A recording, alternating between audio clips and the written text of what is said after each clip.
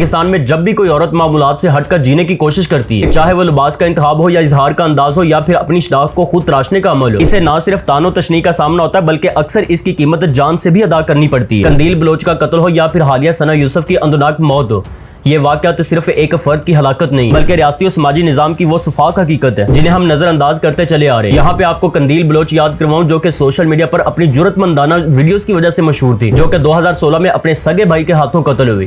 بظاہر وجہ تو غیرت تھی، لیکن اصل میں یہ معاشرے کی اس شدت پسند نفسیات کا نتیجہ تھا جو عورت کو خود مختاری سے جیتے دیکھنے کا حوصلہ نہیں رکھتی۔ اور ستم ظریفی یہ ہے کہ قندیل بلوچ کے بھائی نے بعد ازاں فخر سے کہا کہ اگر اسے دوبارہ موقع ملا تو دوبارہ یہی کرے گا۔ یہ صرف فرد کی ذہنیت نہیں بلکہ اس پورے ماحول کی عکاسی کرتا ہے جہاں عورت کی خود مختاری کو فحاشی، بے راہ روی اور خاندانی عزت کے خلاف بغاوت سمجھا جاتا ہے۔ اور ثنا یوسف جو محض 17 ایئرز کی تھی، انسٹاگرام اور ٹک ٹاک پر لاکھوں فالوورز کے ساتھ ابھرتی ہوئی شخصیت تھی، اور ان کا قتل بھی اسی سلسلے کی ایک نئی کڑی ہے۔ تاحال قاتل کی نیت پر ابھی سوالات باقی ہیں، لیکن یہ بات طے ہے کہ ایک بار پھر سے عورت کو اپنی شناخت بنانے کی خواہش میں پھر سے موت کی سزا سنائی گئی۔ یہ تمام واقعات اس بات کی طرف واضح اشارہ کرتے ہیں کہ پاکستان میں غیرت ایک ایسا ہتھیار ہے جو صرف عورت کے خلاف استعمال ہوتا ہے، اور ریاستی ڈھانچہ اکثر خاموش تماشائی بنا رہتا ہے۔ اگرچہ غیرت کے نام پر قتل کو جرم قرار دیا جا چکا ہے، مگر قانون کا اطلاق اکثر ناقص، عدالتی نظام کمزور اور سماجی دباؤ اس قدر شدید ہوتا ہے کہ مجرم بچ نکلتے ہیں۔ سوشل میڈیا کے ذریعے خواتین کو اظہار کا ایک نیا پلیٹ فارم ملا ہے۔ یہاں پہ واضح کر دوں کہ اسلامی ریاست میں میں ناچ گانا یا پھر فحاشی کو پروموٹ نہیں کر رہا، مگر اس کے ساتھ ہی خواتین کو ایسے خطرات کا سامنا ہے جن سے مرد حضرات ہمیشہ محفوظ رہتے ہیں۔ خواتین انفلوئنسرز کو آن لائن ہراسمنٹ، دھمکیوں، بلیک میلنگ اور کبھی کبھار جسمانی نقصان کا سامنا ہوتا ہے۔ یہ صرف انفرادی معاملات نہیں بلکہ اجتماعی رویوں کا عکاس ہے، جہاں پہ ایک عورت کا نمایاں ہونا آٹومیٹکلی نفرت انگیزی کو دعوت دیتا ہے۔ یہاں پہ سوال صرف عورتوں کے تحفظ کا نہیں بلکہ ان کے وجود کی آزادی کا ہے۔ اگر کوئی عورت عوامی مقام پر آواز اٹھاتی ہے، ویڈیو بناتی ہے یا پھر اپنے خیالات کا اظہار کرتی ہے تو اسے فوراً سماجی اقدار کا دشمن بنا دیا جاتا ہے۔ دوسری طرف مرد فنکار، یوٹیوبر اور انفلوئنسرز کو معاشرے نے نہ صرف قبول کیا ہے بلکہ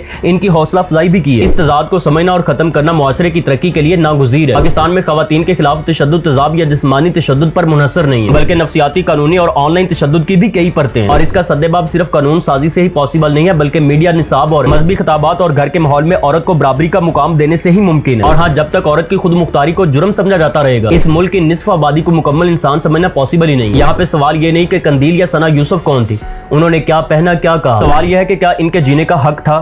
اگر ہاں تو ان کی موت کا حساب کون دے گا؟ اور یہ حساب صرف قاتلوں سے نہیں بلکہ اس سماج سے لیا جانا چاہیے جو غیرت کے نام پر قتل کو جواز بخشتا ہے، کیونکہ اگر کسی عقیدے، نظریے یا روایت میں قتل کا جواز ہے تو وہ روایت فاسد ہے اور عقیدہ قاتل ہے۔